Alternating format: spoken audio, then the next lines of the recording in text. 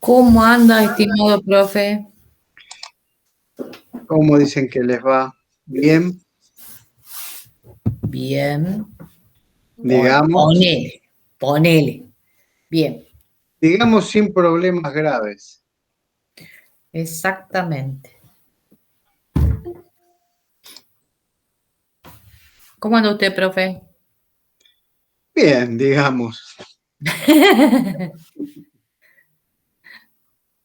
Bien, bien. Dentro del, digamos, de lo que estamos viviendo en general, bueno, hay que siempre tratar de poner la mejor cara, ¿no? Siempre tratar de hacer lo posible, hasta donde se puede, ¿no? Exactamente. No hay que aflojar ni abajo el agua, profe. Buenas tardes, buenas noches para todas y todos. ¿Qué tal? Buenas tardes. ¿Cómo están todos? Buenas. Buenas noches a todos y a todas y a todes, ahora que están prohibiendo la letra E. Vamos a aprovechar para decir todes. Hola, Por ahora, Rubén. ¿qué tal? Por ahora es en Cava la prohibición. ¿Qué tal? Buenas noches. Ay, pero Noches, qué ridículo todo, por Dios. sí, realmente. Eh,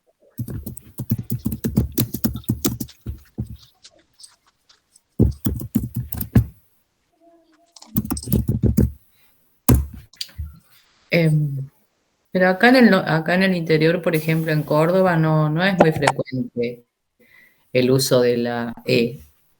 Sí es más frecuente que lo usen los chicos, adolescentes, jóvenes. Sí, sí, claro. Y en Pero realidad sí, es así. mm, Buenas Muchos noches. hemos llegado a todos y todas, me parece. sí, a mí, por ejemplo, por una cuestión de generacional, me da para todos y todas. Claro. Hago un esfuerzo por el todes, enseñando lengua. Entonces, a los que no les cuesta para nada es a los chicos más chicos. Ellos, Ya sin lo ningún tienen problema. incorporado, claro. Porque es mucho más sencillo para ellos. Exacto. Para nosotros, como que cuesta. ¿Cómo podemos estar discutiendo una ley? ¿Por qué no miramos los documentos de identidad, cómo está la identificación de género? ¿Cómo fue el último censo nacional? No sé qué discutimos cada cosa que no tiene sentido para nada, si no es, nadie te va a hacer una causa porque uses o no uses el idioma inclusivo. Así que es inentendible como es como algo así como la boleta única, ¿no? Una cosa parecida. Sí, totalmente. O sea, discuten en forma oportunista la boleta única, pero no te aprueban el presupuesto y dejan sin presupuesto a un gobierno, ¿viste? O sea que nivel de ni siquiera es estupidez, te digo, de esta gente. Ya no les cabe la estupidez. Esto está muy bien pensado. Así que, bueno, es lo que hay. Perdimos la legislativa en el 21 y este es el precio que estamos pagando. Va. Así es. Bueno, esperamos unos minutos que sigan ingresando.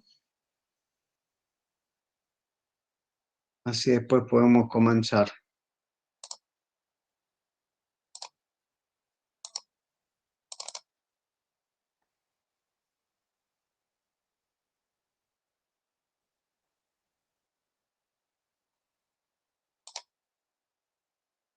¿Qué me dicen del último discurso del presidente en la Cumbre de las Américas? Excelente. Excelente, me sorprendió. Excelente, totalmente contento. Realmente es sorpresa, ¿no? A mí me sorprendió gratamente. estuvo fantástico. Sí, la verdad que sí, sorprendente. Dejó Parecía que, conforme a todo. bueno, esperemos que el resto de las cuestiones las continúen en esa línea. Ojalá. Las cosas podrían cambiar un poco. Algo Sí, cambió en los 100 años de YPF, ¿no? En ese encuentro entre ellos, algo cambió. Sí, algo hubo. Esperemos que continúe y que avance en esa línea. Sí, yo con el dato que se supo de la inflación en cuanto al aumento de precios en esta última semana, y está cruel, está Sí, cruel. claro que sí. Yo, mi opinión personal es que Guzmán es un excelente ministro de Economía, pero en lo que él se preparó y estudió, que fue el tratamiento de las deudas soberanas, que en base a eso escribió libros y bla, bla, bla, y Pollo de Stiglitz y todo lo demás. Pero en el tema del combate al puertas adentro del país, Claro, y sí, sí. Es está como que la complicado. microeconomía está descuidada, solo tuvo en cuenta la macroeconomía. Exacto, porque después, por Ojalá que ejemplo, con Scioli cambie un poquito. con lo que hizo el infame de Brown, de reírse el tipo, yo, ministro, me levanto y me voy. No, sí, increíble. Perdón que interrumpa, pero no puede poner no, digo, ¿no? Se me ocurre, una oficina, una secretaría, un lugar, como para tratar la economía interna y no la macro. Se me Por ocurre eso ahora, viene mientras lo Scioli, estoy escuchando. viene La Scioli. Secretaría de Comercio Interior. Claro, lo que en su momento había hecho Moreno. Sí, está, ahora, perdón, me salió a la distancia, perdón. Pero Igual vos siempre crees tenemos que con presente que Scioli algo todo vamos. se sabe, todo se conoce, son cuestiones ya al final de decisiones políticas. Se sabe quiénes están a favor, quiénes están en contra, a quiénes beneficia determinadas políticas y a quiénes perjudica y cuáles serían las políticas más adecuadas para minorías o para mayorías. Todo eso se conoce y se sabe, y más con los políticos que tenemos, partiendo de Cristina, con su experiencia, eso está por demás sabido. Es cuestión de decisión política hasta dónde llegar. ¿Y vos Ahora, crees, yo, Rubén, que con Scioli algo va a cambiar, estando él de ministro de la Producción? Tenemos que seguir teniendo esperanza, no nos queda otra, porque si no, estamos Yo creo que en el sí. horno, ¿no? Yo creo que sí. Esperemos que sí. Con Scioli, esperemos que sí. A ver, siempre hay que verlos caminar, ¿no? Pero Claro. bueno, alguien exactamente. nuevo, esperemos que ya nos vamos a dar cuenta a la brevedad, porque él cuando había hecho el debate con Macri en su momento, había apostado mucho a las pymes, lo cual es correcto, ¿no? Porque las pymes Claro. generan prácticamente el 75-80% del empleo en la Argentina. El Entonces, eslogan si de se campaña de mantiene Scioli eso y en lo hace, bueno, 2015, Lo que perdón, pasa que, perdón, habla Ricardo, habla. no, pero quería apuntar una cosita nada más, que el eslogan de campaña de Scioli en el 2015 era el gobierno del desarrollo. Él se consideró siempre un desarrollista y como se dice, un tipo de contacto, un tipo de caminar el mundo y de buscar las inversiones y de buscar la producción. Ese era el planteo de Scioli en 2015. Sí. Fue desbaratado por una gran mentira nada más. Lo que pasa Gracias, que Fernando. en ese momento, 2015, estábamos bombardeados por TN, por Canal 13, por un montón. Entonces, todo lo que hubiese sido positivo que hacía Scioli, lo opacó totalmente la televisión. Era la televisión. Es la información que se recibía a través de los canales y el pueblo la aceptaba en ese momento. ¿Qué sé yo? Es lo que yo pienso. Y no, sin bueno, lo que duda. pasa es que esta campaña en contra de todo lo que fuera nacional, popular, kirchnerista, peronista sobre todo, de esta campaña que a mí me gusta mucho la palabra infame, que siempre lo voy a repetir. Infame quiere decir muy malo y vil en su especie. Eso es para mí la oposición y los medios y demás. Todo este embate contra todo lo que es popular empezó con la 125, allá en el 2008. Entonces, ¿hace cuántos años que le vienen repicando en la cabeza a la gente?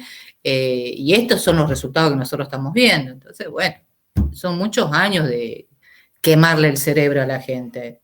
Es así. Sí, sí, sin duda. Sin duda, y bueno, la influencia que tienen los medios es enorme. Como venimos hablando siempre en las últimas charlas que tenemos, no es para nada despreciable y también sabemos y debemos saber que muchísima gente se forma con los medios, porque no tiene otros tiempos, no tiene voluntad, ganas, fuerzas o la necesidad de informarse por otro lado, entonces los medios es la herramienta más rápida y directa por la que reciben información. Y lamentablemente los medios lo saben bien y lo utilizan en beneficio de sus propios intereses, que en Argentina, dado el grado de concentración de las empresas mediáticas que tenemos, están muy relacionadas con el poder real, que como decimos siempre, el poder real son los grupos económicos, que son buenos los que nos ponen los precios, el grupo de la AEA, ¿no? Los grandes empresarios, que son minúsculos, pero bueno, tienen el mayor poder de exportación, importación, de fijar los precios y bueno, son con los que los gobiernos nacionales y populares siempre están jugando la gran pulseada, ¿no? Y ahora Y perdón, y no sé, yo que es siempre posible pensé que que lo que hacen los medios hegemónicos es terrorismo informativo. Por supuesto. sí, Eso es lo que hacen. Y no sé, lo no sé mismo. si se pudiera hacer algo porque de verdad mienten todo el tiempo y generan angustia y tristeza en la población, incertidumbre, aunque a ellos les Y encanta. aceptación a Les- veces, porque uno acepta que bueno, el país es así y va a seguir así, no va a cambiar. Eso genera la aceptación de que este país es una porquería y no tiene nada. Y se van todos los jóvenes, se van del país. Y no es así. Yo lo siento que no es así. ¿Puedo decir algo? A mí, en realidad, más que terrorismo informativo, me parece que lo que generan es una infodemia, la cual arma un relato que repican en distintos lugares. Eso, y eso hace meollo en determinado tipo de gente que es la que se encarga de difundirlo, por lo menos en lo que nosotros vemos, desde una fake news hasta, no sé, una narración que hace leída de un teleprompter, la tonta de la Viviana Canosa. Ahora, me parece, por ejemplo, en estos días, hace poco, hubo un debate que hicieron en redes, Garbois y este otro pavote de la Milei. Libertad Avanza, exacto, y el debate duró 5 horas. Por supuesto, nosotros estamos acostumbrados a un formato de debate que es el que sale en la televisión, que está juntado por estos medios hegemónicos, armados desde el principio hasta el final, con tiempos y hasta en cierto punto con preguntas armadas, porque nosotros vemos los reportajes que son hacia, por ejemplo, Macri, o los reportajes que son hacia los candidatos de ellos, que prácticamente no sé si le arman el discurso y le dicen lo que van a preguntar, y lo que nosotros podemos llegar o no rebatir en esos minutos, en los segundos y en el formato que eso tiene. Yo creo que debería ser otro el tipo de formato, porque a veces hay debates que necesitan más tiempo y necesitan más explicación. Pero al estar armado de esa forma, ingresa de determinada manera y formatea cabezas de determinada manera. Y instauran también un relato, porque termina un debate y dicen, ganó Juan de los Palotes. Y vos lo viste al debate y vos decís, pero ¿quién vio que ganó Juan de los Palotes? O sea, está armado de esa forma. Yo no sé si no conviene, paralelo a esos debates, que se den estos debates como el otro día, en redes, donde uno pueda ver un poco más el accionar de los candidatos, o por lo menos se pueda rebatir algunas cosas, porque nosotros le vimos la cara de piedra a la Vidal hablando con Santoro, no sé si ustedes se acuerdan. O vimos las estupideces que decía Esper en un debate abierto en la televisión. O sea, es más, también se tendrían que ganar el lugar en los debates. Yo entiendo que las izquierdas ahora tienen más candidatos o ingresaron más al Parlamento, qué sé yo, pero no podemos poner a debatir a Milei que tiene un porcentaje mínimo de voto del 15% en Cava, o a Nicolás del Caño, que puso 2 diputados contra una persona que tuvo el 40 y pico por ciento de los votos. O sea, creo que debería armarse de otra forma, pero por supuesto es todo opinión mía, ¿no? Claro, Es pero opinión todo mía. eso, o sea, si bien es cierto, perdón y ya no interrumpo más, está hecho así a propósito. Todo eso está hecho así a propósito. Por eso yo planteo el tema del terrorismo informativo, no la infodemia. La infodemia hasta te diría que es una palabra que está más de moda, pero hay que rescatar los sentidos de las palabras. El sentido terrorismo en nuestro pueblo y en nuestra historia está muy fresco, por lo menos para Sí, un sí, gran se sector. entiende, Perla, pero por Pero ejemplo, nosotros que estamos todo el tiempo en las redes, yo te sí, puse el ejemplo de recién el debate con Milei y de sí, Garbox, ¿no? Nosotros estamos todo el día tratando de instaurar hashtag, de que sí. repiquen temas, de que sean tapa de diario y demás. Bueno, que sigan haciendo lo que quieran en la televisión, pero nosotros paralelamente poder armar este tipo de Pero debates no, que den perfecto, me parece bárbaro. otras Y es cosas. cierto, coincido con vos, que esto de que no se puede poner a discutir a un tipo que sacó el 40 y pico por ciento de los votos, como Scioli, con un pichi, perdón la expresión, un pichi que sacó, no sé, tiene para 2 diputados. O sea, si nos vamos a contar las costillas, las contemos bien. Pero además lo hacen para bajarle el precio al tipo que ganó con el 45%. No es que lo ensalzan al otro, no, la intención es bajarle el precio al tipo que ganó con el 45. No, sí, en eso sí está perfecto, pero por ejemplo, ¿vos has visto debates en Estados Unidos, Rubén? Nunca te ponen los dos cabezas, los que tienen las posibilidades, los tres, Claro, sí, y los sí. pichis hacen un segundo debate por el otro lado y que se tiren de los pelos entre ellos y hagan payasa, ¿se entiende? O sea, Seguro. nosotros empezamos a copiar formatos de otro lado, pero acá arman cualquier cosa y arman cosas para la gilada, porque la realidad es que esos debates no sirven. Ese debate que nosotros lo vimos hablar a Macri con Sciol, no sirve. No sirve porque era un tipo que decía boludeces y cuando el otro trataba de explicar, porque no es fácil a veces explicar una Claro. cosa, ¡pumba! Se acababa el tiempo y el flaco quedaba hablando en el aire. O sea, eso es hacer valer las cosas como son. Lo que pasa es que Y eso al se podría hacer a hacerlo, través de la televisión pública, por ejemplo. claro, sería diferente, exacto. O como se hablaba en otro ámbito, como en una universidad, y que vayan los medios que quieran a televisarlo. Pero no que los medios pongan el formato, las condiciones y las preguntas. Que si Claro, no ya... exactamente. Debería haber una Claro, ley de, de, cuando se juntan los políticos para hacer el debate. Perdón, debería haber una ley que certifique no solamente que los medios hegemónicos hagan todo el prospecto de que, bueno, vos hablas 2 minutos, vos el otro.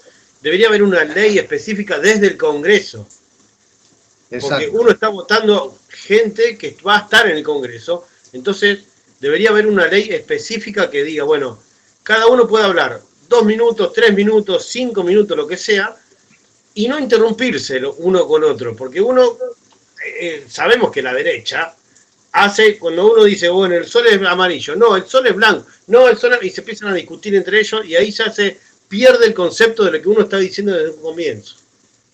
Sin duda, sin lugar a dudas. Bueno, si les parece, podemos ir comenzando con la charla de hoy.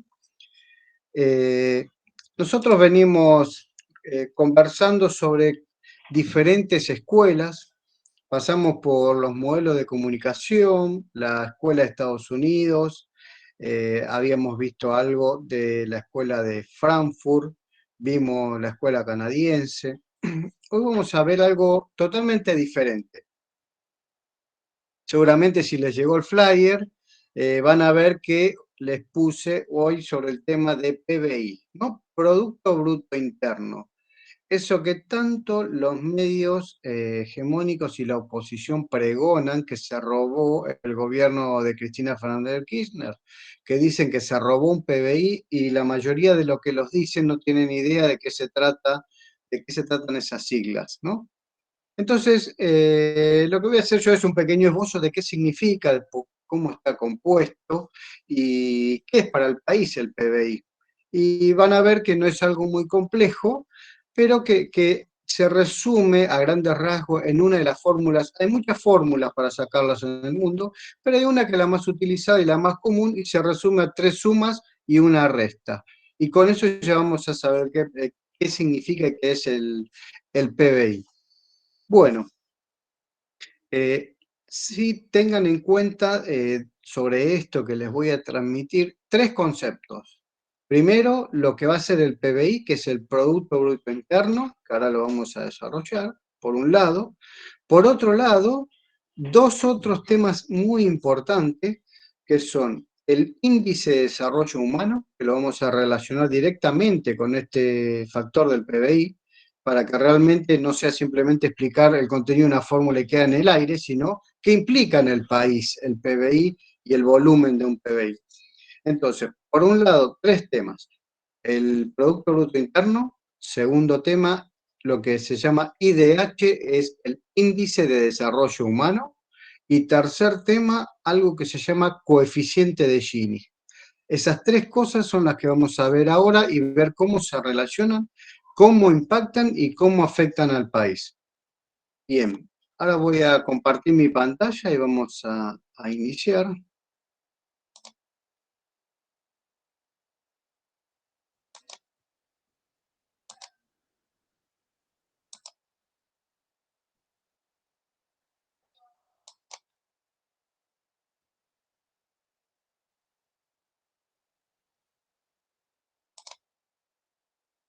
Bien, ¿pueden ver mi Ya tenemos. pantalla? Sí, sí. Sí. Bueno, perfecto.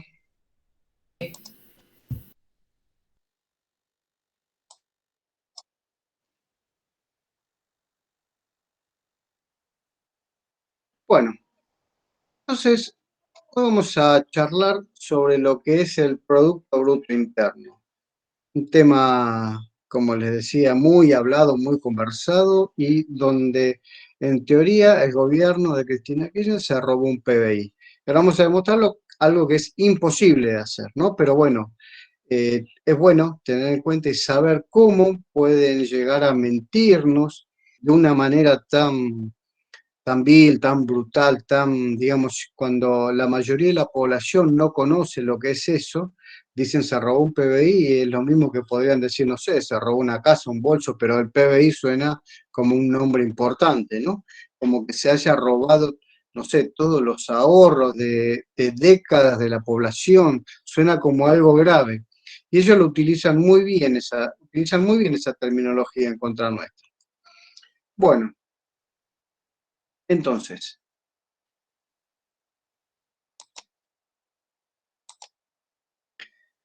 el PBI en realidad fue un término o un formuleo o una forma de medir la riqueza de un país que inicialmente esto lo inició un tal Simón Kuznets, que bueno, alguien que falleció en el 85, pero vivió muchos años y desarrolló muchos temas económicos y trabajó muchos temas acerca de la economía. Este hombre, Kuznets, creó un sistema estadounidense unificado de contabilidad nacional, porque lo que es el PBI, el Producto Bruto Interno, es todo el conjunto de la riqueza de un país completo. Él había trabajado inicialmente sobre la relación entre el crecimiento económico y la distribución del ingreso. Y fue ahí donde decidió crear el término de PBI, ¿no? De Producto Interno Bruto. Bien, ahora vayamos tomando nota de algunas cositas, que hablar de la contabilidad nacional es tener las anotaciones de todo lo que se produce en el país. Cuando hablamos de toda la producción completa, hablamos de bienes y servicios. Cuando hablamos de bienes, son todas las cosas materiales que se producen, y servicios, todo aquello que está relacionado a, a esa producción para que pueda moverse. Un servicio de logística, por ejemplo, camiones, trenes, aviones, etcétera. Todas las cuestiones financiera, las cuestiones de abogacía, de contabilidad, de administración, todo lo que conlleva al movimiento de una economía. Todo el conjunto de todo eso está dentro de lo que entendemos como PBI. Está ingresando alguien. Vamos a admitir.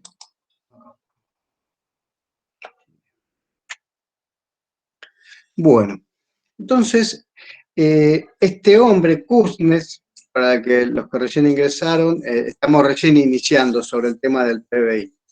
Este hombre, Kuznets, entonces trabajó todo este tema de lo que se llama renta nacional o toda la producción nacional, ¿no? Y fue así que inventó este término, el PBI, Producto Interno Bruto, o Producto Bruto Interno, que es lo mismo. Pero él sí también encontró un problema con esto, que siempre criticó la pretensión de medir el bienestar de las personas, de la población, exclusivamente sobre la base del ingreso per cápita derivado de este PBI. Ahora vamos a ver qué significa el ingreso per cápita. Vamos a ver bien qué significan ambas cosas. Entonces, si bien él desarrolló y creó este término de Producto Bruto Interno, también criticó que se mida el desarrollo de una población a través de esta terminología o esta forma o metodología que es a través del Producto Interno per cápita. Que, bueno, el Producto Interno per cápita no es más que dividir toda la producción o la riqueza de un país por la cantidad de habitantes y el resultado sería el Producto per cápita. Entonces, ¿qué pasa? Entonces, él al tener este descontento con la forma en que se medía el bienestar de la sociedad, fue y lo expuso frente al Congreso ya en la década, principio de la década del 30, pero bueno, claramente no le dieron mucho lugar a sus reclamos, ¿no? Entonces, él lo que decía era que era muy difícil deducir el bienestar de una nación a partir de su renta nacional. ¿Por qué? Claramente se vivía ya en esa época lo que se sigue viviendo hoy, que es la concentración de la riqueza en pocas manos. Por lo tanto, un país puede ser muy rico, tener gran cantidad de producción, pero eso no verse reflejado en el bienestar de la sociedad en todas sus demandas, ¿no?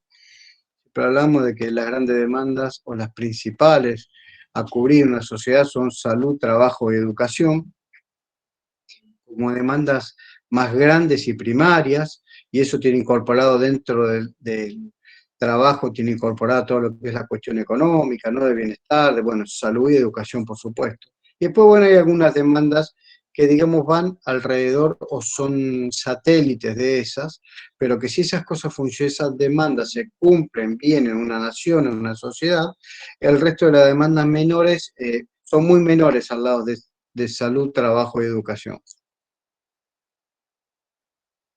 Entonces, claramente sus demandas, las demandas de Kuznets, fueron ignoradas tanto por economistas como por políticos, ¿no?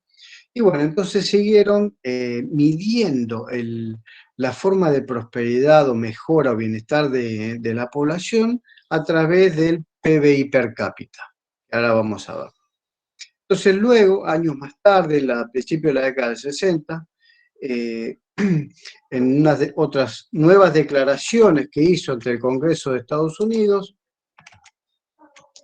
él dijo que, bueno, hay que tener en cuenta las diferencias entre cantidad y calidad del crecimiento, entre sus costos y sus beneficios, entre el plazo corto y el largo, y además, principalmente, los objetivos de más crecimiento deberían especificar.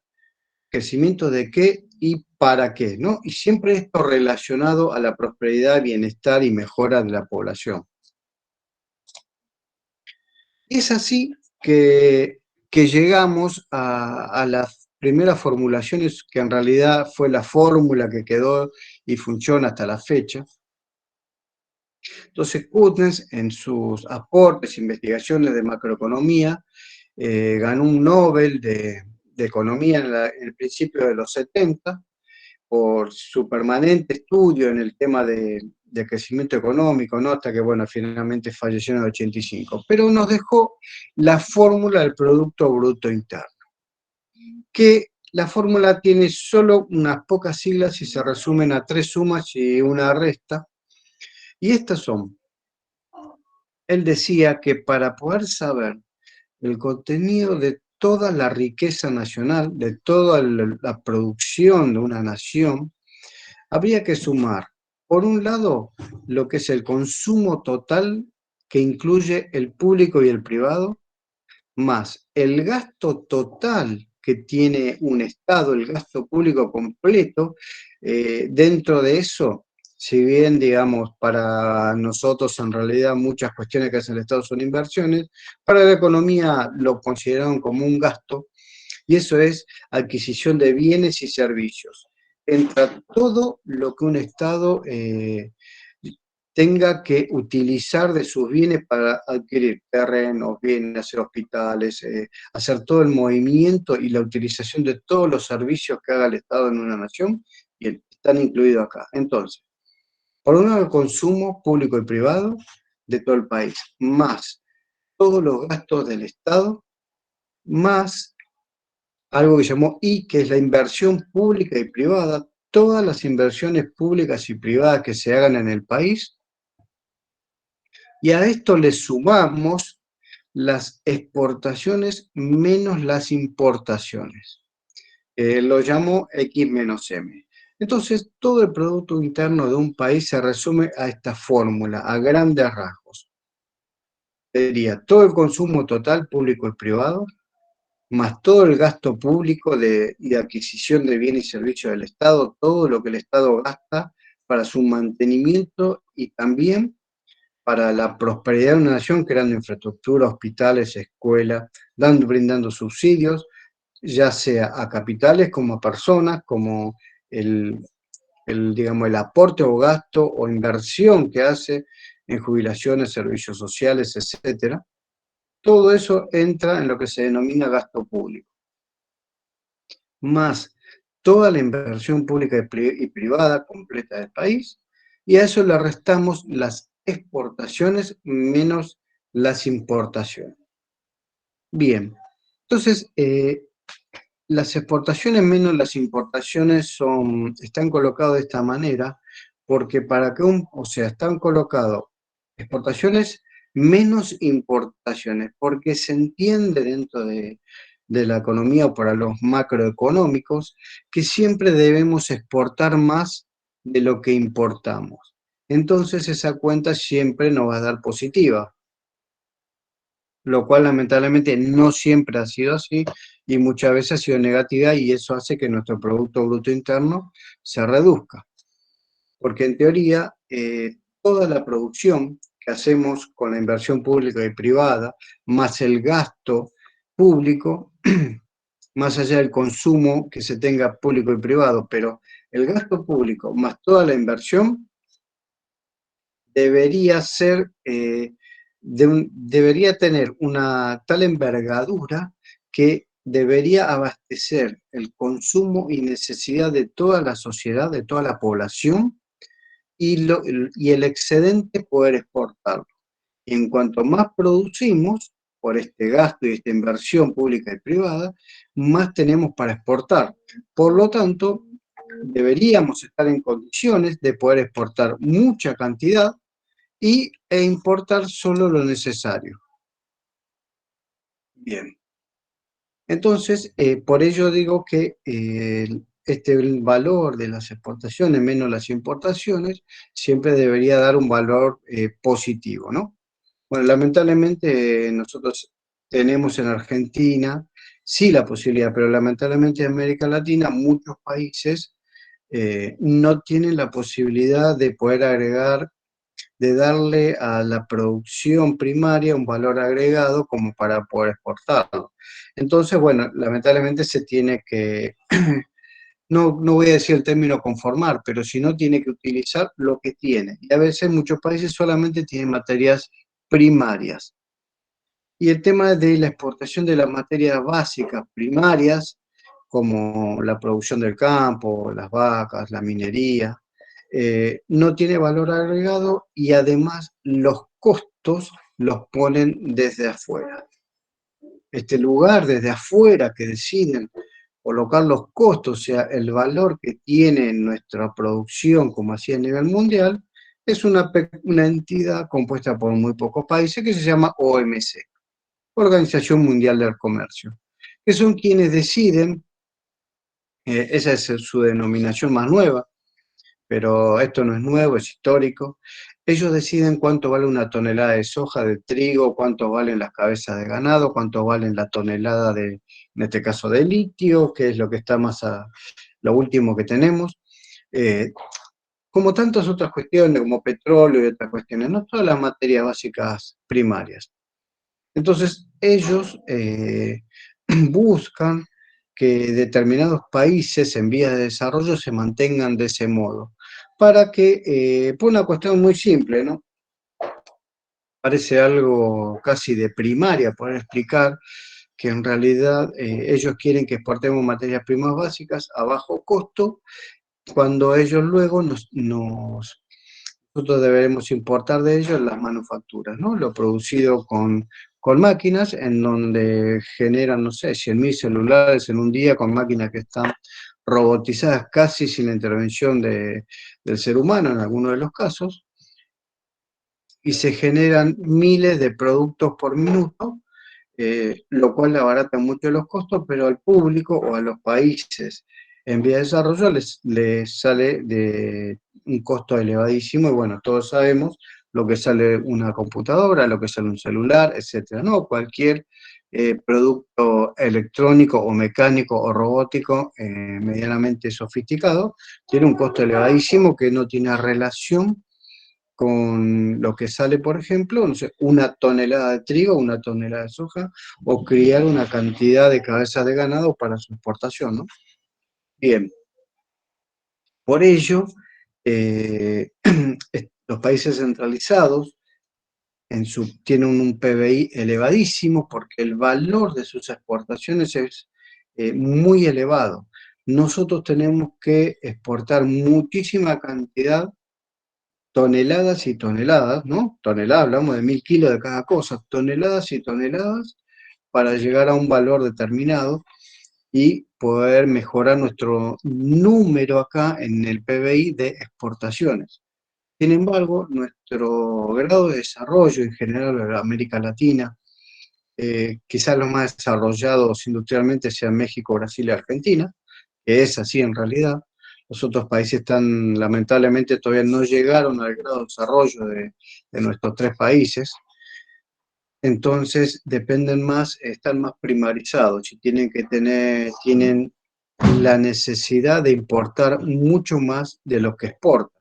Por ello es que tienen un PBI bajo también, un Producto Bruto Interno bajo. Bien, entonces, eso por un lado, ¿no? Por el tema del PBI. Y por otro lado, tenemos el PBI per cápita, que esto es lo que criticaba Kuznets.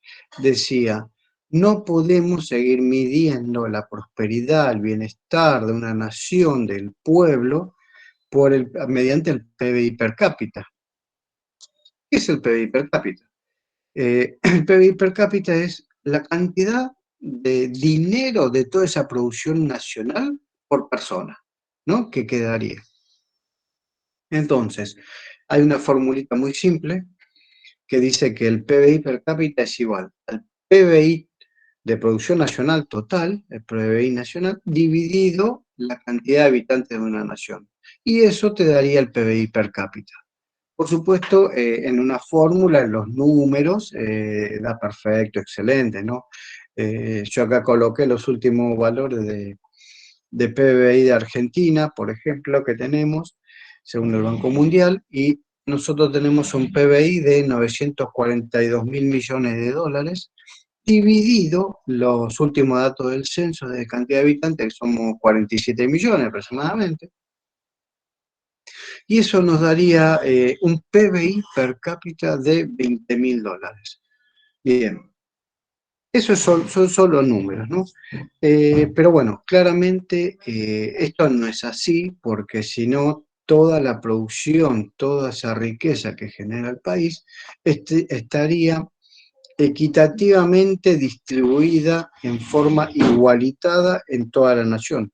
Y eso no pasa, eso no es así. En realidad, lamentablemente, hay, hay mucha inequidad, hay mucha concentración y hay una muy mala distribución. Por eso hay que hacer una redistribución, ¿no? Hoy la cuestión de la riqueza y el dinero y todo lo producido en el país está distribuido de una forma determinada. Hay que redistribuirla porque está distribuida en forma injusta y esto es algo que está muy en boga hoy. Por eso el tema de la renta inesperada, ¿no? O como también en su momento se le cobró la renta extraordinaria a los que más tenían, que incluso es a una cantidad muy ínfima de personas, creo que aquellos que tuvieron una ganancia, me parece que superior a 1.000 millones de pesos, ¿no? Bueno, una cosa que no, que me parece que a muchísimos, ¿no? Muchísimos millones de todos los argentinos no nos toca, pero ni de lejos. Pero bueno, claramente tenemos a aquellas personas que trabajan para este grupo de poder reducido, que, bueno, hacen, además de defenderlo públicamente en los medios, ¿no? Quieren llevar a que la situación sea un problema de impuesto para todos los argentinos cuando realmente es a una porción muy ínfima de personas a las que le va a afectar este nuevo impuesto inesperado, ¿no? Impuesto a la riqueza inesperada. Bien. Bueno, entonces acá tengo unos cuadros de ejemplo nada más, pero solo para decir que en el 2020, que es el último dato del Banco Mundial, estos son los últimos datos actualizados de fines de mayo del 2022, que hasta ahora tienen hasta el 2020. Bueno, Argentina tuvo un PBI de 942.508 millones de dólares. Hay una comparativa entre dos o tres países más comunes en América Latina que es bueno siempre tenerlo presente. Por un lado, siempre a los tres países más grandes en cuanto a su desarrollo industrial, tecnológico y lo que hace por consecuencia aumentar su PBI, que son Brasil, México y Argentina. Entonces vean, Argentina tiene 942.000 millones de dólares de PBI. Brasil tiene 3.153 millones de dólares de PBI. Es prácticamente el triple de lo que tiene Argentina. Ahora, si vemos México, tiene 2.378 millones de dólares de PBI. Siempre tomando el 2020, ¿no? Entonces observen, Brasil es 3 veces el PBI de Argentina, México es 2 veces y 1/3 el PBI de Argentina, ¿no? Y son los 3 países más desarrollados con mayor capacidad de exportación y con mayor desarrollo industrial. Sí hay mucha diferencia en la cantidad de población, ¿no? Porque Brasil y México están más parecidos, más similares en cuanto a la cantidad de habitantes. Pero bueno, Argentina nosotros estamos bastante lejos de ello en cuanto a habitantes, ¿no? Lo que significa que deberíamos estar más beneficiados, porque si hay una torta determinada, por el gráfico de torta me refiero, y eso se tiene que dividir, esa riqueza, entre una cantidad de habitantes, no es lo mismo dividirla entre 200 millones de habitantes, México creo que anda por ahí cerca, un poquito más, no es lo mismo dividir toda esa riqueza entre 200 millones de habitantes que dividirla entre 47 millones de habitantes. O sea, acá se produce una inequidad doble. Primero, por la cantidad de riqueza que hay y por la escasa cantidad de habitantes deberíamos estar en condiciones muchísimo mejores que las que estamos, ¿no? Después, por otro lado, tenemos a Chile, que solamente lo puse a modo de ejemplo, que es porque siempre, sobre todo en todo el gobierno de Mauricio Macri, se hablaba del milagro chileno, que habría que aparecerse el chileno, o sea, como, bueno, ellos tienen un PBI que es el 50% de lo que es la Argentina. Y bueno, claramente es un país poco industrializado donde casi todo su PBI depende de la exportación de de materia primaria y es el cobre, que nunca se les acabe porque no sé después si no tienen otro tipo de desarrollo, cómo lo pueden manejar, ¿no? Pero bueno, ellos tienen esto y la mayoría de su PBI, de estos 480.000 millones de dólares anuales, sale mayormente del cobre. Después hay otras cuestiones también, ¿no? Exportaciones de otros minerales, bueno, siempre todos los países tienen un poco más, pero hay cosas más importantes que otras. Y por último, también algunas comparaciones absurdas que hemos escuchado en los medios masivos de comunicación, que es que Uruguay está mejor, que en Uruguay esto, que cobran tanto los maestros, que Uruguay lo otro, que producen tanto, bueno, etcétera. Uruguay tiene un PBI de 79.000 millones de dólares, es 11 veces más chico que la Argentina en valor de PBI, hablo, ¿no? Porque a veces no tiene que ver ni con los habitantes ni con el tamaño de los países, sino de su grado de desarrollo. Porque Suiza, Finlandia, Alemania también puede tener el tamaño de Uruguay, pero tiene un PBI 100 veces superior, ¿no? Por el grado de desarrollo tecnológico. Incluso son países que tienen muchísimo, que pueden llegar a tener la misma cantidad de habitantes que Uruguay, pero tienen un PBI enorme, entonces ahí sí realmente se puede decir que si bien no buscan hacer una buena distribución, por el propio derrame y por la escasez de habitantes que tienen, hacen que puedan vivir otro tipo de vida, ¿no? Bien, ¿a qué nos lleva esto antes de terminar el tema del PBI? El tema del PBI es importante a nivel global, en realidad, porque hay un grupo que se llama el G20, que va variando, a veces son 21, 22, 23 países, depende, que hay un grupo que son el G20, que es donde de una u otra forma se toman decisiones a nivel global. Y los países que integran este G20 son aquellos países que tienen mayor cantidad de Producto Interno, ¿no?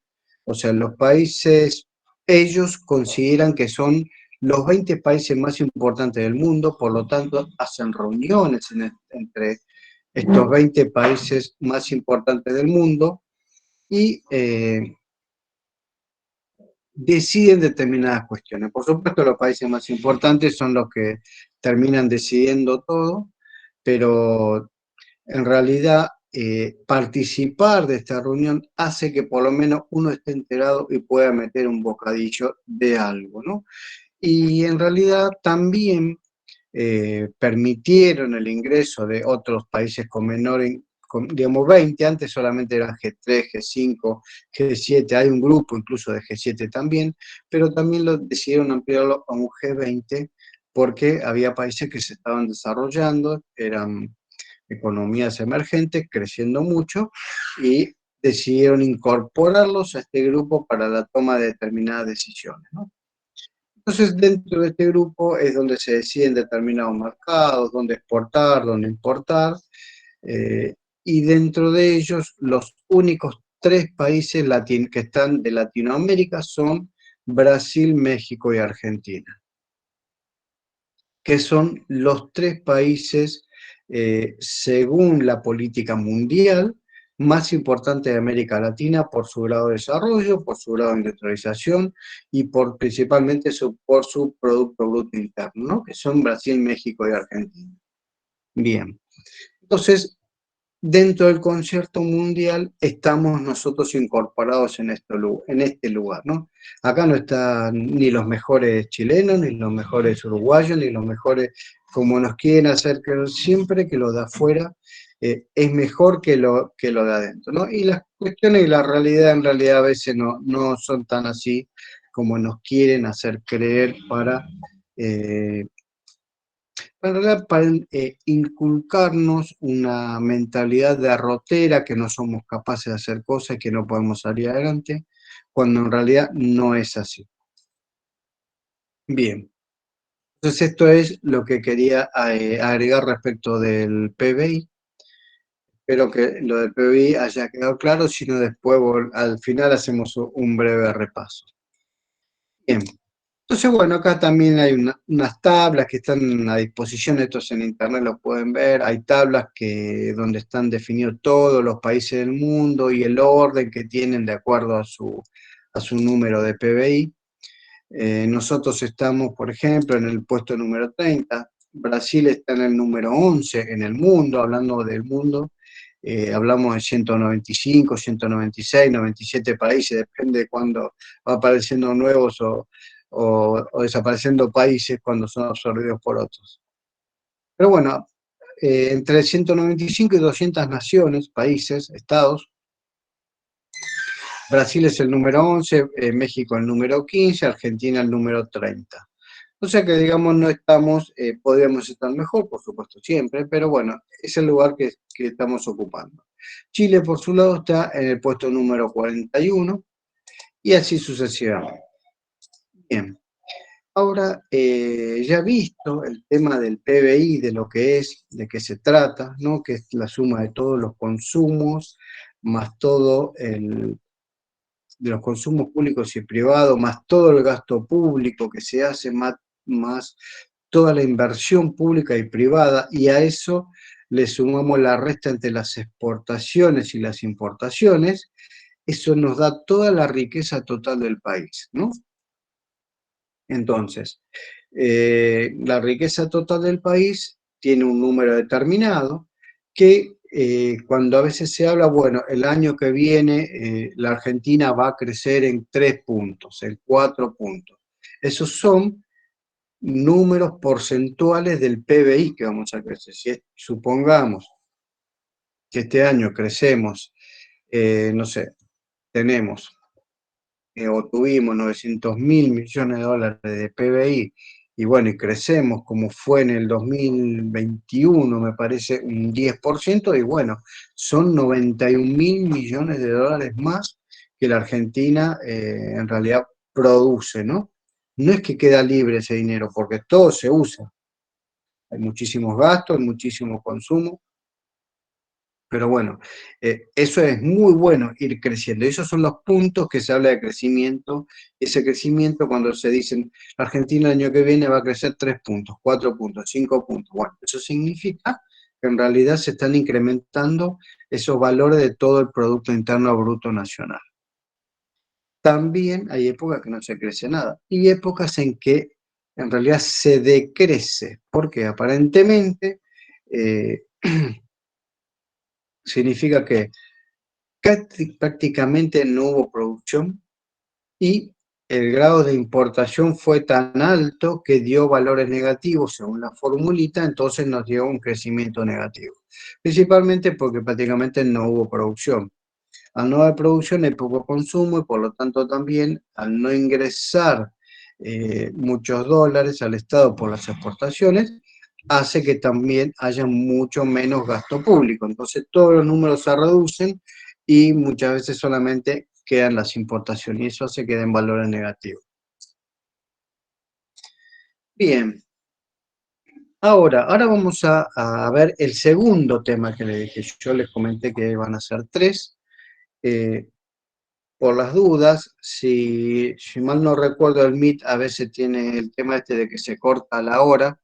Si se llega a cortar en un ratito, yo salgo para todos y vuelvo a ingresar y volvemos a ingresar todos a través del mismo link. Bien. Mientras no se corte, seguimos avanzando. Entonces, ahora ya que conocemos qué es el Producto Bruto Interno, que es toda esta riqueza que genera el país, con los públicos, los privados y la producción y la fuerza de trabajo de todos y cada uno de los habitantes, de todo el pueblo argentino, ¿no? Con toda su tecnología, más todo lo que exporta, menos todo lo que importa del mundo, ¿no? Entonces, sabemos que eso tiene un volumen determinado. Ahora, ¿para qué? Como decía Kuznets, no hay que preguntarse, ¿por qué y para qué toda esa riqueza? ¿No? ¿Para qué o para quiénes? Y que nosotros inmediatamente podemos decir, bueno, toda la Argentina genera una cantidad de riqueza determinada y esa riqueza debe servir y ser utilizada para engrandecer la nación, para hacer que el pueblo prospere, mejore, tenga mejor salud, trabajo, educación. Y eso hace que la persona viva mejor, ¿no? Y si vive mejor, vivimos más años. Si aportamos mucha parte de esa riqueza a la salud, tenemos una mejor calidad de vida en salud. Si esa gran parte de esa riqueza se aporta o se invierte en la educación, vamos a tener una sociedad mucho más, no solo culta y educada, sino con un mayor desarrollo tecnológico que nos permite a nosotros llevar a esa materia que está primarizada, darle valor agregado, darle tecnología para poder exportar a un valor mucho más elevado, algo que podemos producir en menor tiempo. Por eso el desarrollo tecnológico siempre es tan importante. El mayor ejemplo es, hay muchos, ¿no? Hay muchos. Nosotros tenemos desarrollo de punta de países desarrollados del primer mundo, como es la energía nuclear, por un lado. Ustedes saben que nosotros no hace muchos años tuvimos una licitación compitiendo con países de primer nivel en el mundo por entregar un reactor nuclear de investigación que se llama llave en mano, que eso es cuando uno le exporta, le vende algo a alguien, llave en mano significa que se lo ha cerrado. No le das los planos, no le das nada, sino que le das el producto y vos como país o como empresa le vendés a su vez los repuestos y el mantenimiento. Bien, nosotros ganamos la licitación y le vendimos un reactor nuclear de investigación a Australia. Entonces, ese conocimiento en Argentina está desde hace muchísimas décadas. Estamos dentro del grupo de países selectos que manejan esa tecnología, por lo tanto nadie nos la puede prohibir, como otros países que se buscó prohibirla luego para que no hagan desarrollos nucleares, porque nosotros la venimos usando desde sus comienzos con fines pacíficos, ¿no? Como son nuestras centrales nucleares de generación eléctrica, por un lado, y también muchísimas otras pequeñas centrales de investigación que se utilizan y, bueno, Sebastián conoce mucho de este tema, pero a lo que voy es a que nosotros tenemos tecnología de punta y eso se debe a la porción del Producto Bruto Interno que se utilizó en educación, incluida ciencia y tecnología, ¿no? Cuando hablamos de educación, hablamos de todos los niveles, incluso hasta el desarrollo tecnológico. Y otro de los temas sobresalientes que tenemos hoy es el tema de la puesta en órbita de los satélites ARSAT, que eso nos llevó a estar en el grupo selecto de 7 u 8 países en el mundo con capacidad propia, 100% de fabricación y luego control de los datos propios.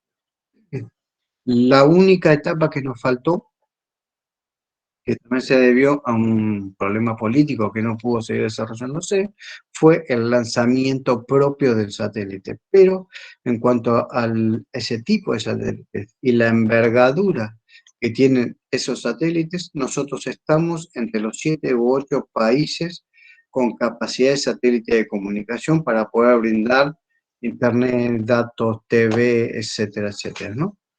Bien, y que eso se exporta. Si uno no tiene esa capacidad propia, como nosotros no las teníamos antes, tenemos que depender, por ejemplo, de un satélite, primero de otro país, para poder seguir manteniendo nuestra órbita que nos lo brinda la Comisión Nacional Internacional de Comunicaciones, y que si uno no la utiliza, la perdés y que la utiliza otro país. Nosotros llegamos justo con el ARSAT 1 porque, adivinen quién, quería utilizarnos nuestro lugar. El Reino Unido o Portugal estaban esperando a que fallemos, que no tengamos otros satélites o que no alquilemos otro para utilizar nuestra órbita. Bien, suerte no pasó. hicimos nuestro desarrollo y la ocupamos. Y tenemos nuestro propio centro de control en Benavides, donde íntegramente manejamos nuestros datos. Anteriormente, esa situación, como le pasa a muchos países del mundo, al resto, ¿no? A menos estos 7 u 8 países, al resto del mundo, si quiere tener un satélite, puede comprarlo, se lo lanzan, etcétera, pero el país que se lo vende llave en mano. O sea, nosotros, por ejemplo, o cualquier país le compra un satélite a Francia, Francia te lo vende, te lo pone en órbita y te dice, vos vas a poder tener acceso a los datos que vos quieras de ese satélite, depende del tipo que fuere. Pero los datos y el control lo hacemos nosotros. Los franceses son los que en ese caso estudiarían todo lo que los datos que brinda el satélite de tu territorio, de tu zona, sobre tus cuestiones climáticas, sobre tus recursos naturales, el movimiento de personas que hay en tu país, y te lo pasa.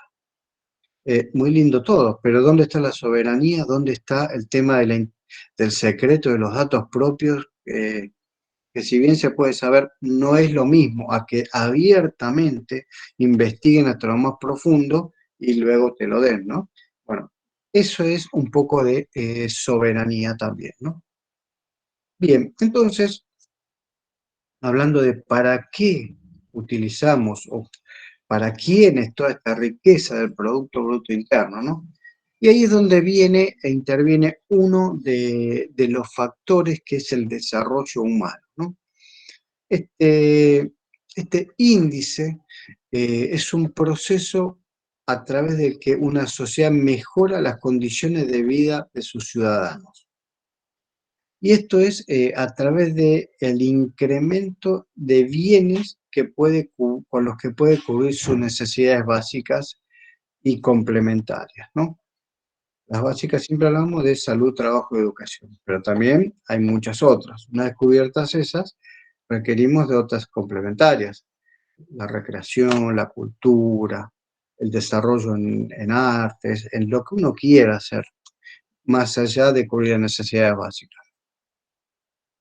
Y además de crear un entorno en el que se respeten los derechos humanos de todas las personas. Bien, entonces, esto es la cantidad de opciones, el desarrollo humano para las Naciones Unidas, es la cantidad de opciones que tiene un ser humano en su propio medio, o sea, sin tener que irse a otro país, a otro lugar, para hacer o hacer lo que él desea hacer o hacer. Esta es una definición que parece un trabalengua, pero lo que quiere decir es que son todas las opciones, el desarrollo humano, el grado de desarrollo humano implica tener todas las opciones que una persona pueda desarrollar en su propio medio, para él hacer o ser lo que él quiera hacer o hacer, pero en su lugar, en su hábitat, sin tener que ir a otro lugar. Bien. Entonces, a mayor cantidad de opciones, dice Naciones Unidas, hay mayor desarrollo humano, ¿no? O sea que si nosotros tenemos una cantidad enorme de opciones para hacer lo que nos gustaría, si queremos ser cineastas, historiadores, docentes, obreros, trabajadores, no sé, volar al espacio. Hay gente que no puede ni pensar ese tipo de cuestiones del manejo de un satélite, por ejemplo, o hablar de tecnología nuclear, como muchas otras cuestiones, ¿no? Me parece que no tienen las condiciones porque están con cuestiones muchísimas más básicas, como también hay países que tienen todas las opciones posibles, ¿no? Entonces, el desarrollo humano podría definirse también como una forma de medir la calidad de vida. Eso, cuando uno dice, o un chico, uno le pregunta, ¿qué quiere ser cuando sea grande? Y dice, bueno, bombero, médico, doctor, etcétera, etcétera. Él está teniendo ya una esperanza porque ve que tiene posibilidad de ser algo que él quisiera hacer en ese ámbito, que es donde nació, en la ciudad o dentro de la nación donde vive, ¿no? A eso se refiere Naciones Unidas, dentro de su propio medio. Bien, entonces es otra forma de medir la calidad de vida del ente humano en el medio en que se desenvuelve. Y una variable fundamental para esto, para la calificación de un país o una región. Por otro lado, tengamos en cuenta que tanto esto del PBI como esto que vamos a ver ahora, que es el Índice de Desarrollo Humano, son datos internacionales que manejan Naciones Unidas, en general el Fondo Monetario Internacional o también el Banco Mundial, ¿no? Mayormente el Banco Mundial es el que lleva mejor este tipo de índices, pero bueno, se pueden tomar de diferentes lugares.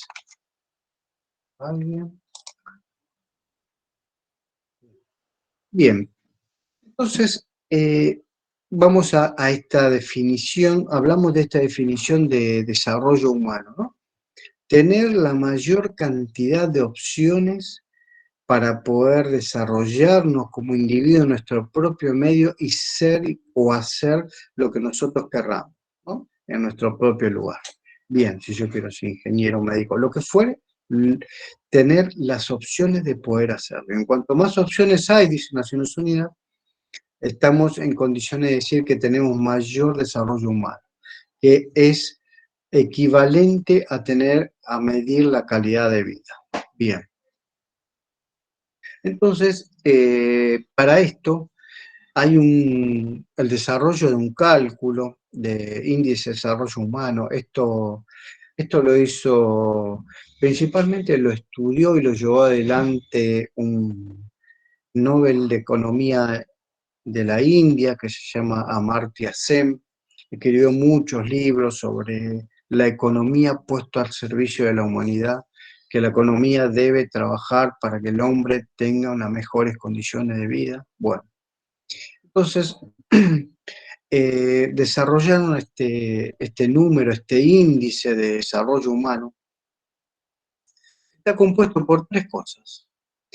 IDH, que serían las siglas de Índice de Desarrollo Humano, y está compuesto en tres partes. Un tercio por el índice de esperanza de vida. Esto se mide en todos los países, la esperanza de vida de las personas. La esperanza de vida de las personas significa, a ver, supongamos que en Argentina esté rondando entre los 70 y 78, siempre se mide diferente entre hombres y mujeres, pero supongamos que decimos que nuestro índice de esperanza de vida es de 70 años, bueno, o más, supongamos 75, por decir algo. ¿Qué significa que una población tenga una esperanza de vida mayor? Significa que detrás tuvo una vida que no fue tan mala, tan sacrificada, que tuvo salud, acceso a la salud, a cobertura social, a coberturas médicas. Todo ese conjunto de cosas, digamos, que el trabajo que hizo en su vida, digamos, no le perjudicó la salud e hizo posible que a esa población, a esa nación, la gente pueda envejecer con mayor cantidad de años que otras, ¿no? Bien. Y esto está muy relacionado a la inversión pública en todo lo que es salud y forma de vida de las personas, ¿no? Bien, entonces el primero de las variables que tenemos es el índice de esperanza de vida. Está muy relacionado con la educación. Bien, por otro lado, la segunda variable que se tiene en cuenta para calcular el índice de desarrollo humano es el índice de educación. Y acá entra la cantidad, en el índice de esperanza de vida entra también muchísimos factores, como la cantidad de médicos cada 100.000 habitantes, la cantidad de hospitales que hay en una nación, la cantidad de vacunación que tiene una población. Todo lo relacionado con la inversión que hace una nación en todo el bienestar de salud. Bien. Perdón, una sola pregunta. Todo esto que usted está diciendo, profe, tiene que ver con el famoso estado de bienestar. No. No, estos son índices más duros, las otras Sí. son políticas. Pero por Bien, supuesto, gracias. digamos, no es que no tenga relación, porque el estado de bienestar genera políticas que llevan a mejorar este índice. O sea, si el estado de bienestar tiene, que eso lo podemos hablar en una clase concretamente, pero para dejarlo así un poquito aclarado, significaría el estado de bienestar, también llamado estado keynesiano de bienestar, por John Maynard Keynes, fue una política que se implementó luego del shock de 1929, cuando el capitalismo tuvo un gravísimo problema de acumulación y en realidad se generaron problemas económicos, financieros y repercutieron en lo laboral y en toda la población. A partir de ahí, comenzaron a tomar políticas, fue un cambio en realidad desde el mediados del siglo XIX a 1930, donde se aplicaba el liberalismo puro y en teoría la mano invisible del Estado iba a regular lo que era la oferta y la demanda, ¿no? Que eso es según Adam Smith, todos iban a ir al mercado, todos podrían competir y el que vendía más caro no le iban a la demanda no le iba a comprar, entonces tenía que bajar los precios y así se formaba un equilibrio por la supuesta, esa sería la mano invisible del mercado que iba a regular. Lo cual no funcionó así, por supuesto, eso lo arruinó a fines del siglo XIX, cuando surgió el monopolio, en donde un grupo de empresas compraron a las más pequeñas y luego colocaron los precios que quisieron y al mercado no lo regulaba nadie porque los monopolios ponían los precios que quisieran y entonces se enriquecían sin ningún control. Hasta 1930 que vino esa gran crisis, que se llama una gran crisis del capitalismo, y el Estado comenzó a tener que intervenir, porque hasta ese entonces se pensaba, los teóricos y las prácticas políticas eran que el Estado no intervenga para nada, porque no era necesario más que para tener milicias, ejército y policía que ordenen la sociedad y los empresarios se manejen libremente, ¿no? Y poner leyes que beneficien al libre mercado. Bueno, eso falló y a partir de ahí tuvo que venir vinieron dos cosas. Vinieron lo que se llama el estado de bienestar keynesiano. Por un lado, lo keynesiano era por John Maynard Keynes, un economista inglés, que decía que en realidad en el capitalismo o liberalismo a largo plazo, si bien siempre se crece en forma ascendente en la producción, hay pequeños periodos donde hay crisis. Y en esos pequeños periodos donde hay crisis hay que aplicar una política de intervención del Estado para que reacomode el mercado.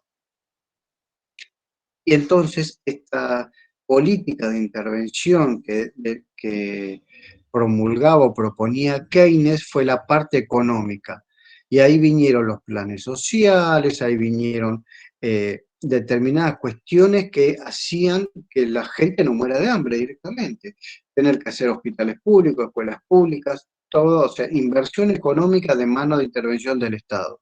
Por un lado, esa es la parte económica. Y la parte de bienestar, por eso ese estado de bienestar keynesiano, es que además a las personas habría que darle determinados derechos.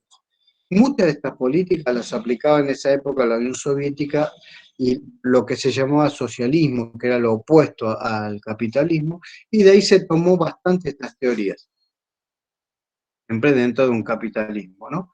Y ahí fue donde comenzaron a darle derecho a las personas, como por lo menos decirle, bueno, mira, tenés una jornada de horas, no sé si serán 10, 12, 14, pero al menos no es que tenés que trabajar de sol a sol, tenés derecho a ir a un hospital, podés tener un derecho a educarte, bueno, y esa parte, incrementar los derechos.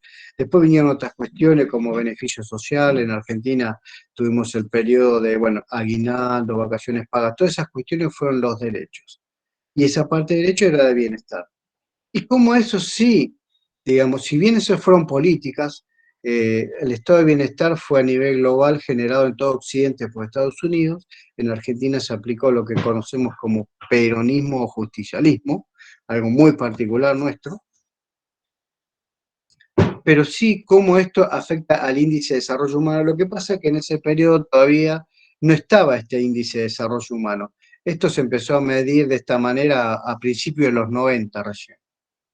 Pero sí, esas políticas, tanto económicas como sociales, afectan directamente a la esperanza de vida. ¿Por qué? Porque mejoran la calidad de vida de las personas en cuanto a la salud. en esa primer variable que sería la esperanza de vida. Entonces luego tenemos el índice educativo, y en el índice educativo es donde vienen la cantidad de escuelas de una nación, la cantidad de maestros por alumnos, la educación que tienen esos maestros y formación para enseñar. Y ahí viene la otra parte, que es la cantidad de alumnos que terminan la primaria, la secundaria, la facultad, los posgrados. Todo eso medido te da un número que es el índice de educación. Entonces ya tenemos por un lado todo lo relacionado con la esperanza de vida, que sería toda la salud, todo lo relacionado con el índice de educación, que es todo, no solo en cuanto a cantidades, sino también al desarrollo educativo, científico, tecnológico. Y por último tenemos la última variable, que es el índice de Producto Bruto Interno. Acá también el Producto Bruto Interno tiene que ver en el índice de desarrollo humano. ¿Por qué? Porque el Producto Bruto Interno tiene en cuenta toda la producción, y toda la producción es todo, es, como dijimos, todo el consumo público y privado. Público somos todos, todo lo que consumimos, todo lo que es el gasto del Estado, todas las que son las inversiones, o sea, dentro de todo eso funciona toda la economía, el trabajo, la producción, las exportaciones, las importaciones. No hay nada fuera del mundo de la producción. O sea, el capital y el trabajo está incluido, incorporado dentro de lo que es el Producto Bruto Interno. Entonces, por eso estas tres grandes variables que forman el índice de desarrollo humano podemos darle un gran resumen, decir salud, educación y trabajo, ¿no? Que el trabajo es lo que está relacionado con la producción y todo lo que se genera. Y la suma de todas estas tres variables dan lo que se llama un índice. Los índices, matemáticamente, es algo que va entre 0 y 1. 0 y 1, ¿no? Entonces, esto nos da un número, y bueno, este número nos dice en qué grado de desarrollo está un país, teniendo en cuenta todas estas variables, ¿no? Acá aparecen solamente la suma de 3 números, pero en realidad tengan en cuenta que contiene todo lo de un país, todo lo que es la salud, trabajo y educación completo, la producción, todo, no queda nada fuera de esto. Y nos da un índice de desarrollo humano, ¿no? Y que está entre 0 y 1. Entonces, aquellos países que este índice se acerca más al 1, significa que tienen un mayor índice de desarrollo humano. O sea, que tienen mayor cantidad de opciones para poder desarrollarse en su propio medio. Por lo tanto, podemos decir que tendrían una mayor calidad de vida, ¿no? Bien. Y acá, bueno, tengo unas tablas así para comparar algunos países. Siempre sabemos que los países nórdicos son aquellos que tienen un mayor índice de desarrollo humano. Estos son datos del 2020. Y bueno, según esto, el país que está en la punta de esto, digamos, con mayor desarrollo con índice de desarrollo humano es Noruega, después Irlanda, Suiza, y los números, ellos, por ejemplo, Noruega tiene 0,95, casi 1. Irlanda 0,955, bueno, y así van bajando hasta llegar, por ejemplo, a Estados Unidos, que tiene 0,92. Después siguen, bueno, Australia, Israel, Japón, van bajando, 0,90, 0,80, Portugal, Eslovaquia. Y llegamos a Chile, que tiene, por ejemplo, 0,85, ¿no? Chile tiene un índice de desarrollo humano bastante alto. Y esto, bueno, está relacionado también con la cantidad de población, la cantidad de trabajo, de producción, de maestros. Y nosotros tenemos 0,84. Estamos también dentro de los países con un índice de desarrollo humano muy alto. Bien, y así siguen otros países. Después, por ejemplo, viene México, que tiene 0,77. Y así sucesivamente, bueno, van bajando al resto de los países. Quería ver dónde estaba Brasil, que se me escapó, pero bueno. Brasil tiene un índice de desarrollo humano un tanto bajo, y esto tiene mucho que ver con la cantidad de población. En este listado donde estoy mirando ni figura, así que tiene mucho menos, mucho más abajo que México, incluso de desarrollo humano. Bien, entonces los tres parámetros principales para medir este índice de desarrollo humano, que como decíamos son las opciones que tiene el ser humano para desarrollarse y para tener una mejor calidad de vida dentro de su propio hábitat y desarrollar su persona a lo máximo en el ámbito que él quisiera, que eso sería calidad de vida. Bueno, las tres mediciones grandes que se hacen para el desarrollo son la salud, educación y la riqueza. Perdón, profe, disculpe. Yo Sí. tengo la costumbre de sacar fotos a las filminas. Bueno. Y me quedó la de Argentina para ver en qué posición estamos en cuanto al coeficiente de desarrollo humano. Ahí está. Ay, está perfecto. Muy Listo, bien. gracias. Muy bien. Bueno, está colocado acá el de México. Y bueno, las tres variables que tienen en cuenta el índice de desarrollo humano, que son salud, educación y riqueza, ¿no? Y esto es un mapa global de cómo en el mundo están los países en cuanto a su índice de desarrollo humano. Aquellos más oscuros son los países que están entre 8 y 1 en el índice y son los que tienen lo que Naciones Unidas denomina un muy alto índice de desarrollo humano, entre los que estamos los argentinos, ¿no? Después, entre los 7 y 8 tienen un índice de desarrollo alto, y bueno, ahí ya están Brasil, Uruguay y otros. Después están los de índice de desarrollo medio, que son entre 555 y 100, bueno, 0,55 y 0,6, 0,69, que como ven hay unos países centroamericanos y también gran parte de África también. Y bueno, después están los más claritos, que ya son los que tienen bajos, y algún gris que no hay datos, pero mayormente los datos están. Pero esto es un paneo global de cómo está distribuido el índice de desarrollo humano en función de esas tres grandes variables que prácticamente contienen todo. Y estos son los números que mira el mundo y por los cuales se maneja el mundo. Bien.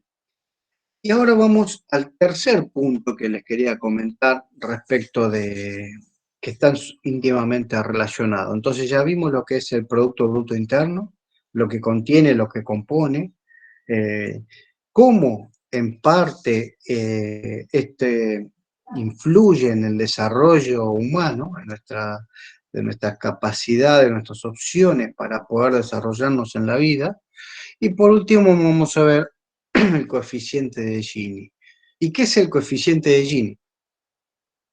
Bueno, esto es un coeficiente que mide la desigualdad. Y esta la desarrolló un italiano llamado Corrado Gini, por eso se le puso este nombre, ¿no? Y esto entonces se utiliza para medir la desigualdad en los ingresos dentro de un país. Bien, entonces, este es un plano global en donde están los diferentes países con diferentes colores, igual ahora vamos a ver exactamente en la Argentina también. Cómo están ubicados los países en cuanto a la desigualdad, ¿no? La desigualdad de sus ingresos. Y esto, claramente, nosotros lo podemos no solo decir desigualdad, sino que podemos hablar del grado de concentración de la riqueza en un determinado país. Porque un país puede tener un PBI enorme, pero tener una enorme desigualdad. Por lo tanto, no van a tener un buen índice de desarrollo y no van a tener una población con capacidad de mejorar y prosperar, ¿no? Bien, este coeficiente de Gini también es un número que va entre 0 y 1, pero Esto, a diferencia del índice de desarrollo humano, la forma de medición es al revés.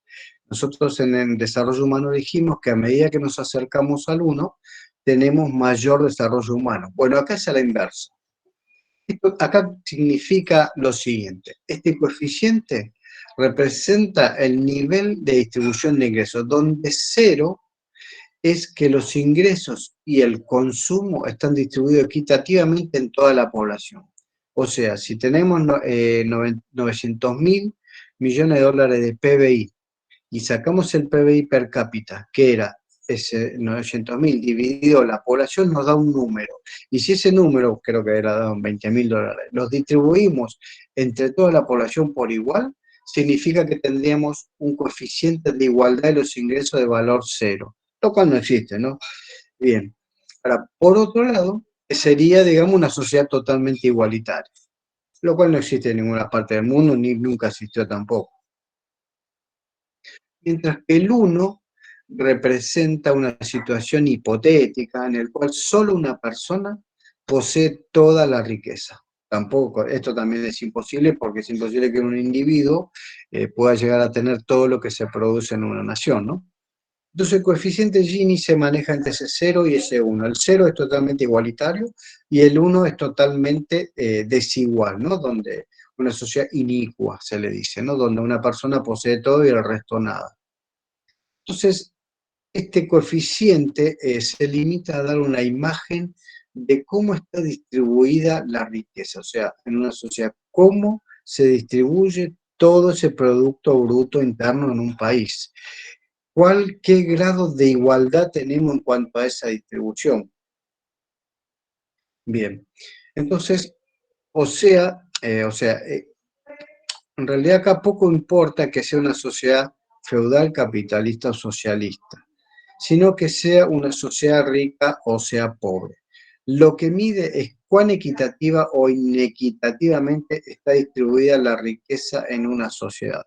Porque, por ejemplo, nosotros podemos hablar de un país africano en donde tiene un PBI bajísimo y la distribución es buena, pero tiene tan poca riqueza que por más que sea bastante equitativa esa distribución, en realidad no le alcanza para absolutamente nada. No puede cubrir ni salud, no puede cubrir educación, no puede cubrir las mínimas necesidades, ¿no? Por eso está todo muy entrelazado con el tema de también la cantidad de PBI que produce un país. Entonces, de acuerdo con Naciones Unidas, un coeficiente de Gini superior al 0,40 es alarmante. O sea, cuando se tiene ese número a partir de 0,4, recordemos que va entre 0 y 1, ya es alarmante, ya que esto indica una realidad de polarización entre ricos y pobres. Y esto se convierte en un caldo de cultivo para el antagonismo entre distintas clases sociales, pudiendo llevar a un descontento o agitación social. Bueno, claramente es entendible que una sociedad donde se genera una riqueza determinada y unos pocos tienen muchísimo y la mayoría nada, tarde o temprano comienzan los problemas sociales, los saqueos, la violencia, porque bueno, la gente necesita comer, ¿no? Bien. Ahora vamos a ver el índice nuevamente. Los países nórdicos son aquellos que están en una mejor situación, como por ejemplo Islandia, Eslovaquia, Eslovenia, Noruega, bueno, están con los números más bajos que son 0,24, y de ahí para arriba 0,24, 0,25, 26, 27, y así se va avanzando, ¿no? Entonces, bueno. Después sigue subiendo, 0,28, se habla de la zona europea que tiene 30 en todo su conjunto, y así se van subiendo los valores, 32, 0,36, 34, 0,35, y bueno, finalmente vamos viendo, ya llegando a algunos países como por ejemplo, Rusia tiene 0,37, Uruguay tiene 0,38, China tiene 0,38, Estados Unidos tiene 0,41 y Argentina tiene 0,42. ¿Qué significa esto? ustedes observen el grado de desigualdad, pero el peor comparativamente entre estos dos países es Estados Unidos que Argentina, porque Estados Unidos tiene, no sé, 200, no sé cuántos millones de habitantes, pero es un país que exporta un cuarto de la riqueza mundial. Prácticamente el 25% del Producto Bruto Mundial lo genera Estados Unidos. Al tener este grado de desigualdad, hace que tenga un grado de concentración enorme dentro de su país, enorme. Creo que eran 250, no recuerdo la cantidad de habitantes exactamente ahora de Estados Unidos. Pero bueno, lo que nos está diciendo este 0,41 de Estados Unidos es que a pesar de tener una enorme riqueza, tiene una enorme desigualdad social. Y nosotros, claramente también, ¿no? Nosotros, Argentina, estamos en 0,42. Hemos llegado a bajar en los buenos años de la década ganada, habíamos tenido menos de 0,40. Habíamos bajado, creo, si no me olvido, estuvimos en un momento en 0,36, lo cual nos había llevado a una sociedad con un grado de igualdad importante, ¿no? Bien, porque acá no se busca que todos sean iguales, sino que todos tengan, digamos, que la riqueza se distribuya de la mejor forma posible. Lo que decía Perón, con el 50 y el 50 ya la sociedad puede vivir en forma digna, ¿no? Bien. Nosotros estamos en 0,42. Estados Unidos está en 0,41. México está también en 0,40 y algo largo. Y Brasil, por ejemplo, está en 0,51. Brasil tiene grandes problemas de desigualdad. Recuerden que habíamos visto los datos de Brasil, que tenía un PBI aproximadamente de 3.000 millones de dólares anual, pero miren el grado de desigualdad que tiene, ¿no? Está en 0,51, o sea, tienen problemas importantes. Por lo cual, ¿qué significa? Que hay una cantidad enorme de riquezas, pero no está muy concentrada en pocas manos, ¿no? También hay otro tema, que ellos son 200 millones de habitantes. Eso es importante también. Bien. Y por último, en este pequeño mapa se ve a grandes rasgos cómo es la distribución del Producto Interno Global. Observan hasta las fechas. Este igual es un gráfico que ya tiene un par de años, que todavía Estados Unidos seguía siendo uno de los mayores productores del mundo, ¿no? Que generaba uno de los mayores generadores de riqueza del mundo. Pero fíjense que China sigue avanzando y sin pausa, ¿no? Bueno, acá vemos Europa, por supuesto, Rusia, Japón, que a pesar de ser una islita tiene un PBI enorme, y Brasil, y luego, bueno, venimos nosotros, ¿no?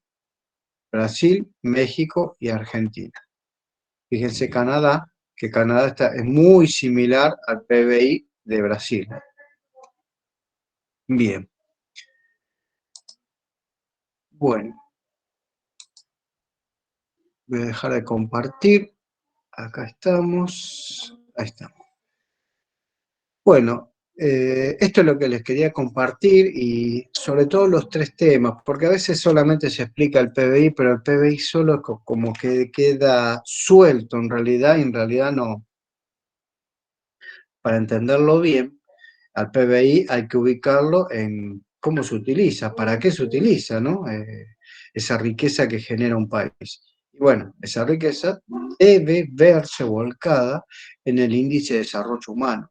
Y si eso crece, está significando que la riqueza que genera un país, el Estado, el gobierno de turno, lo está distribuyendo como corresponde cuando tenemos un mejor índice de desarrollo humano. Y también, si tenemos mejor capacidad de consumo, de una mejor calidad de vida, significa que estamos frente a una sociedad en donde la distribución de la riqueza tiende a ser más igualitaria.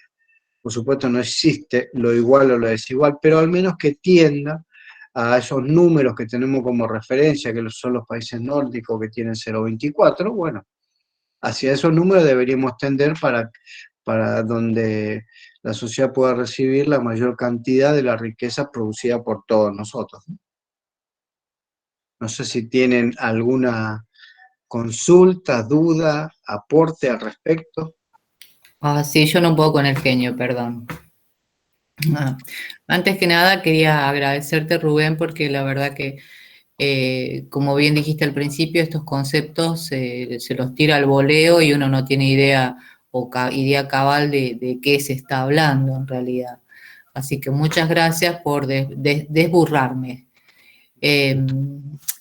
Y la verdad que, en síntesis, me da tristeza saber que todo se trata de, bueno, la distribución de lo que se produce. Le podemos decir coeficiente Gini, el coeficiente que quieras, pero sigue siendo la madre de todas las batallas, distribuir la riqueza, pero la que producimos todos. Claro, Pero desde el taxi que todos, toma, o sea, absolutamente todos, todos. todos. Cada habitante de esta nación. Y habría que difundirlo más porque es como que siempre hay un sector de la sociedad, de nuestro pueblo, que más allá de que seamos trabajadores informales, nosotros también producimos riqueza. Por supuesto, Nosotros también todos producimos producimos. el PIB Lo famoso. formal o lo informal solamente a veces son papeles y el acceso a determinados beneficios, pero en cuanto a la producción general, lo hacemos todos de una u otra manera. Y en base a esto que explicabas, me quedé pensando en lo de exportaciones e importaciones. Yo pensaba, ¿cómo van a hacer para combatir la lucha contra la inflación, la suba en los precios de los alimentos? Y esto tiene que ver con el consumo, que es parte de la fórmula del PIB. Si hay menor consumo, entonces se retrae el PIB. Y entonces después lo asocié. Pero si nosotros consumimos más y hay condiciones más igualitarias, esto va a significar que vamos a demandar importaciones. Van a tener que importar cosas que acá no producimos. Entonces ahí me surgió la duda, la espina, que realmente se quiere. ¿Qué pasa si nosotros no tenemos dólares en el Banco Central? No tenemos los suficientes dólares para enfrentar un aumento del consumo a nivel pueblo, porque vamos a demandar muchísimas cosas. Por Entonces, eso hay como que está todo tratar de aplastado. claro, claro, por eso siempre hay que tratar de exportar más para poder ingresar dólares, porque hoy es la moneda que se usa, ¿no? Estamos atados a esa moneda, o en realidad tratar de comerciar con nuestras propias monedas con otros países. Con Brasil se hace, por ejemplo. Y la importación en realidad siempre, no debemos, como se hizo en algún momento, importar lo que producimos. Eso ya realmente es una aberración casi para una economía. Sí hay que importar lo que los economistas llaman bienes de capital, que son las maquinarias que nosotros no tenemos para poder mejorar la producción industrial. Siempre que hablamos de países del primer mundo, de países desarrollados, no hablamos de países agroexportadores, hablamos de países industrializados, porque la industria genera que en menor tiempo puedas producir cosas con mayor valor. Entonces eso te permite exportar y traer más dinero. Lo que no significa que nosotros no aprovechemos las ventajas que tenemos, que son el campo y a su vez la exportación agrícola o ganadero, pero nunca dejemos de lado la industrialización y el desarrollo tecnológico, porque cuando se llega a determinado punto, cada vez se desarrolla más y eso se puede exportar a un mayor valor. Y además, los países desarrollados, con los países que también van creciendo en desarrollo tecnológico, comparten más información. Sí, me acordé de las palabras de Cristina, que en todas las veces que podía lo repetía, y era agregar valor. Nos Exactamente. taladraba el A seso eso con me refiero. agregar valor, agregar valor. Y yo decía, y claro, ese es el punto, sustitución de importaciones. Exacto, exacto. Aunque al principio los productos no sean buenos, todos empezaron con productos malos. Y hay que empezar, bueno, si ese es un auto argentino que nos dura 5 años, bueno, pero el otro durará 10, el otro 15 y así sucesivamente con cada cosa que se haga. Exacto, clarísimo, profe. Bueno, esto quería compartirles por hoy, espero que haya quedado claro, si no siempre a disposición para lo que se necesite y vamos a tratar de que nuestros encuentros no se nos alargue tanto y así continuamos con esto. Ojalá, profe, ojalá que disponga de tiempo. Muchas gracias. Sí, cómo no. Buen Bueno, fin gracias. de. Muchísimas gracias. Chao, Buen fin de Rubén, semana. excelente. Gracias, gracias. Chao. Buen fin de Chau, semana compas. para todos. Buen fin de Chao. para todas y todos. Gracias, un abrazo, profe, un abrazo para Gracias, todos y todas. gracias, Gracias. gracias.